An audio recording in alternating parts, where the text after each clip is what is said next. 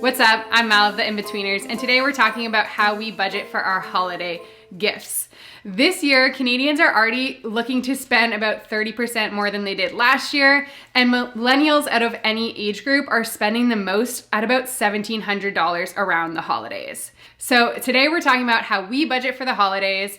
I'm actually gonna show you the spreadsheet we use to keep track of who's paid for what, and we're gonna talk about how we find some balance with different family sizes, different cultures going on between the two of us. As someone whose love language is most definitely gift giving, I find that with Christmas, I can really start and just keep going because I love to find cute things that people are gonna appreciate. So we decided a few years ago to start trying to gamify our holiday budget a little bit more so that we could be more intentional and make sure that we were really, buying with purpose, buying things people were gonna love and making sure we weren't overbuying.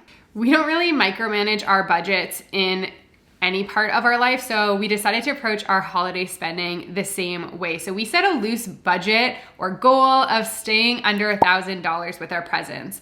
And in the last 3 years, Canadians have averaged between $600 and $800 in their gift giving per year. So that felt like a pretty safe and comparable spot for us. One thing my family started doing in the last few years too was really condensing our gifts. We found with everyone having a partner, one of my sisters having kids, we found we were buying a lot of gifts. So instead, we really squished it down and 2 couples pair up to buy the other couple a gift. And that way we have a little bit more budget, we can get something more meaningful, and we're not buying gifts just for the sake of buying them.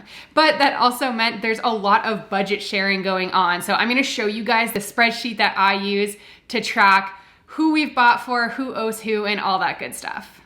So the first part of the spreadsheet is fairly straightforward. There's just a column to keep track of who the gift is for, what the gift is, and how much it cost. Then what I like to do is look at how many people are splitting this gift. So if there's 2 couples, it's maybe split between those 4 people. So then it automatically shoots out the cost per person for me. And then I track the payment method. So for Josh and I, we do all of our gifts on my Visa just to keep it in one spot and keep it simple unless it's a business gift.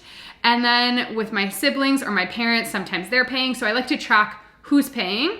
And then at the end, I can track who owes who. And I just kind of take those off as people have paid. So if Josh pays me, his name comes down. And then I also just add a column to keep track of where my gifts are at. So whether they've been ordered, arrived, or wrapped, because sometimes you wrap things and you forget you even have them, right?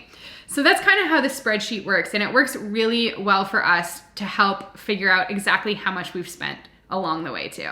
So one thing I forgot to mention when I was filming was about those cultural differences I was talking about. So my family, it's just my immediate family here. So we tend to spend a little bit more. We have a higher budget because there's less people that we're buying for, and they're like my siblings. Whereas with Josh's family, we kind of do a similar budget for his parents and sister, but we have a lot more extended people to buy something for. So we're doing more gifts, but usually in like a smaller budget. So we kind of find with that, we're able to stay under the 1,000, and we really just try to get like thoughtful gifts that people are gonna enjoy. So sometimes it ranges. We might be spending $60 on somebody one year, $30 the next year, maybe $120 the next. So it really is a range, but we do have a lot going on. So splitting the gifts with my family really helps reduce the number of gifts going on there.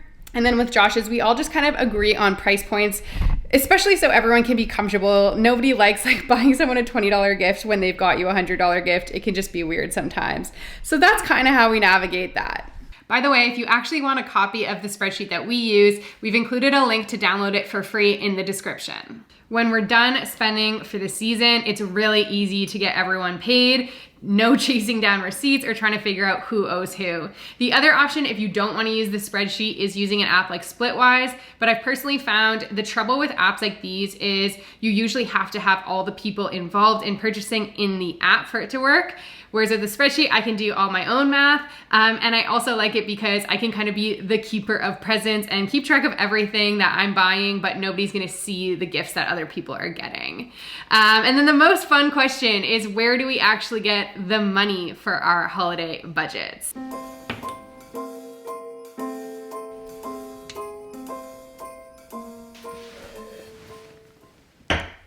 So we like to keep enough money in our high interest savings that if we are being lazy, we already have our holiday gift money there. But we really like to gamify it and have a little bit of fun. So we try to challenge ourselves and see if we can sell enough stuff from around the house to cover our gifts every year. So whether it's selling on Marketplace, Kijiji, whatever works for you, we pretty much exclusively use Facebook Marketplace.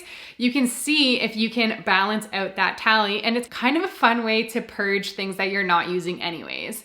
Last year I got a little ahead of the game and sold stuff during the summer just because that's when I wanted to get rid of things, and we did probably around $700 worth of stuff, which was a mix of clothing, home decor, and even some small furniture things. So it's a really fun option. Even if you're not strapped for cash, it's a great way to get creative and maybe get a little competitive with your partner too. This year, so far, we're definitely going on the lazier approach, but we're using this video as a way to motivate and challenge ourselves to see if we can get on Marketplace and make the money to cover our gifts for this year. So if you guys want to join us on that challenge, let us know in the comments if you're doing it. Get on Marketplace, sell that stuff, let us know how you do. And you can also download the spreadsheet that we use in the comments below. If you guys want to know how we manage our money in general as a couple, you can click here. And for any other of our videos, click here. Goodbye.